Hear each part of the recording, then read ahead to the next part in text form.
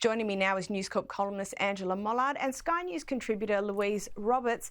Angela, there's been plenty of back and forth between Trump and the Sussexes over recent years. Could a Trump presidency mean anything at all for the couple? Look, it could, and as you've discussed there, it has been threatened in the past. But I think as Trump gets closer and closer to the presidency, and if he is elected president, he wants another invitation to Buckingham Palace. You can see how excited he was by his time with the Queen. The whole family was there. Eric was there in 2019, his son as well. And what he's now saying is that Harry has nothing to be worried about being deported. In fact, he's going so far almost to say that Harry and Meghan are irrelevant, which suggests to me that he and the Trump family are really trying to strengthen their bonds with Charles and Camilla and William and that part of the family, and that they're not really taking much interest in Harry. Who knows how it'll play out? There's still pressure from the Heritage Foundation for there to be some disclosure around Harry's visa papers, because as someone who just recently did an American visa, it's very clear you have to state whether or not you've taken drugs. And we know that in Spare, Harry spoke at length about taking drugs. So it hasn't fully played out yet, but it's an interesting turn of events. Look, I totally agree with your view, but I do expect there to be a bit more performance around this. Now, Louise, this isn't the first time the Trump camp has commented on the Sussexes for what seems like that domestic political purpose. Do you think it works? Look, I think it does work for Trump. I think to weaponise his contempt for Harry and Meghan, in particular Meghan, really plays well to his conservative base, because Harry and Meghan are the face of the woke elite in America, aren't they? They're sort of whinging grifters, if you were.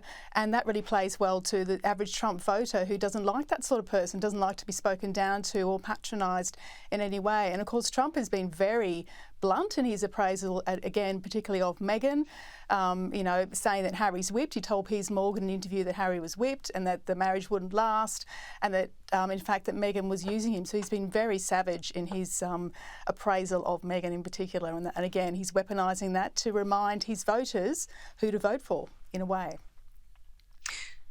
In a way. Angela, still on the Sussexes, and a report this week that another of Meghan Markle's claims about the royal family has been debunked. What's the report?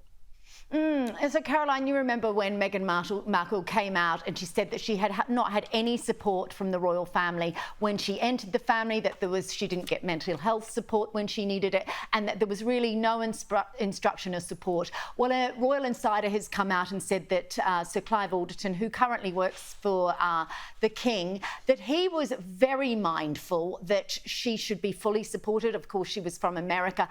It's utterly implausible to me that Meghan was not offered support. After the Diana debacle, after all the horrors that went around Fergie, the Duchess of York, after the Camilla problem, Camilla, after Diana's death, trying to reintroduce her as Charles's consort and partner, that had to be micromanaged. That doesn't suggest to me that a palace would turn around and go, oh, she can just work it out herself. Of course they would have steered her through it. But as the late Queen said, recollections may vary. I think it's interesting that we're getting more information about these anecdotes by Meghan, and that they are being widely disproven. More and more people from the palace or palace adjacent are starting to speak out. And I think as more of those people leave the employ of the royal family, we may start to get more murmurs about what was happening behind the scenes. And Louise, if that wasn't enough in not a great week for Meghan, still trademark issues in relation to American Riviera Orchard, and just the Sussexes, I suppose, their professional views more broadly. Yes, look, I think as a partnership, as a business partnership, they're still very toxic on many levels. Perhaps that's why they've sort of ventured into this new property situation in Portugal. But I think for Meghan as well, that whole American Riviera Orchard, when she soft launched it in March with sort of gifts of jam and dog biscuits to her celebrity chums, they hadn't tied up the patent, which is crazy. I don't know why they didn't actually get the paperwork sorted. And what's happened now is that another company has come forward called, ironically, Harry and David, who says that they own the trademark Royal Riviera. So, and they argue that, of course, American Riviera is a bit of a contradiction in terms and a bit too close for comfort for their brand, which generates 3 billion Australian dollars a year, has over 3,000 staff, has a beautiful website with these fantastic gift baskets, etc. So Meghan, you know, whether she does manage to launch this and obviously launch the adjacent Netflix cooking show, where it remains to be seen, I think, but she's still got a lot of background work to do. And the other big issue for her, of course, is she was trying to trademark a geographical area of California, which you cannot do. You can't suddenly hive off an area of Santa Barbara and say, I own the copyright to that. It just doesn't work that way. And the US Patent Office have come down on her very hard indeed. Now, Angela, Louise alluded to it, and on the back of that property purchase in Portugal, it's been reported this week that the Sussexes could in fact turn their efforts to building a property empire. Is that right? Where has that allegation come from? Look, it's coming from the Sun newspaper and has been widely reported. We haven't fully confirmed that they bought that Portuguese property. There's even some discussion that that property was bought so that Harry would have a bolt hole to go to should anything happen to the marriage, which is a really interesting proposition in itself.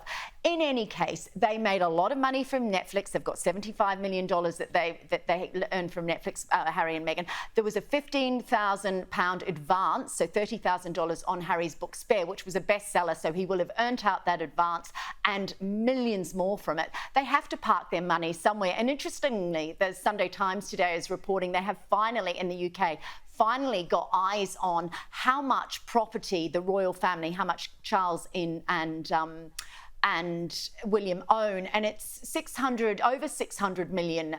So you think about double that in dollars. So in terms of having a history of owning property, that's what Harry's grown up with. He's seen his father and his brother having to manage that. It's not outside the realms of possibility that they would buy more property. But the suggestion that the Portuguese property is going to go on Airbnb, I don't think so. If you've got that money, you don't have to get a few thousand dollars from holidaymakers, do you? No, I don't think you do. Now, Harry, this week, he made an appearance at NATO. Louise, what was notable about it? He was on a video call from Montecito. There was a NATO meeting, and part of that was him talking about the great work that Invictus has done, obviously, to help return servicemen and women who are injured in combat. And of course, you know, we've talked on this show before about what a great legacy Invictus is for Harry. So I was a little surprised that there was a bit of sort of white noise around him talking to NATO, in the sense that people were saying, well, what country does Harry represent? How can he have a view on this? What's he got to say? He's just using it as a shameless publicity opportunity. Look, all of that may be true, of course, as well, but I don't think you can doubt his devotion to Invictus and the work that it does too. And of course, within the military itself, there are people who still are quite aggrieved about his boasts in his own book about how he killed a number of Taliban soldiers. And now we're getting through all the royals this week. The Duchess of York is in Australia promoting her book. She's in Perth at the moment, actually. Angela, what can you tell us about her trip and about her book? How's it been received? Look, she's getting a lot of attention. She had a sellout event over the weekend with, her sister was there as well. Of course, her sister has lived in Australia for a long time. She's got a 22-book deal with this publisher in Perth. This is where she's situated, children's books. And Sarah talks about the fact that the reason that she writes these children's books is she's readdressing the little girl that she once was. Now, if you know, lots of people don't know the Sarah Ferguson story, but it's tremendously sad. Her mother effectively left her when she was 14. She went and married an Argentinian polo player, moved to Argentina, left Sarah and her sister Jane with their father. Her mother then was killed in a car crash in the 90s, and Sarah's always had a really sad life. Then, of course, she went on, she was married to Prince Andrew then the toe sucking. But I think what's engaging about her is she's always got one foot in normal person territory, and that makes her really somebody that I don't know, I just find her really interesting. She's a great grandmother, a great mother to her kids, and I'm really interested to see what she does in the years ahead. So, and she's also great on social media. She doesn't put a lot of makeup on. She gets out there. She says what she thinks. It's a bit of a redemption story, and I'm there for it.